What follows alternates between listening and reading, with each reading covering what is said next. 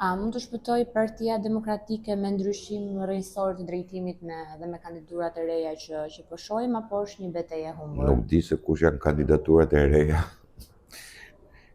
Ja, puna e kandidaturave është bërë pak si tallse, sepse i mbushet mendja dikujt edhe thotë do bëhem kryetar i partisë apo të hedh kandidaturën për parti në të njëjtën kohë që nuk ka asnjë lloj kontributi në parti. Nuk ka ngritur gjatë gjithë këtyre viteve, nuk ka ngritur një kaos, nuk ka ngritur një alternativë, nuk e ka hapur gojën në asnjë moment. Ajo pjesa është më e thjeshtë akoma se sa duket. Pra, nëse i afron Berisha shumë i mirë. Nëse i largon Berisha, pastaj ai Berisha është i keq, ai është i tilli, ai është i tilli, është i tilli. Dhe në këtë kontekst tashmë nuk mund të presësh ti që të dalë një kandidaturë. Pse? Sepse kandidaturat dalin gjëja e parë një herë, që të jemi pak më drejtë. Gjëja e parë në atë parti nuk mungon fraksioni.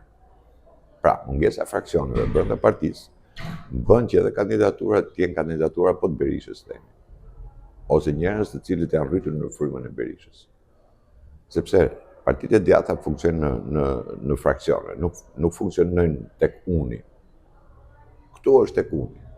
Dhe duke qenë të tillë, këta njerëz tashmë që dalin se u ngel hatri, i kanë heq nga posti, i kanë spostuar, i kanë bërë, ai thotë pse të vi ky, mos të jem unë.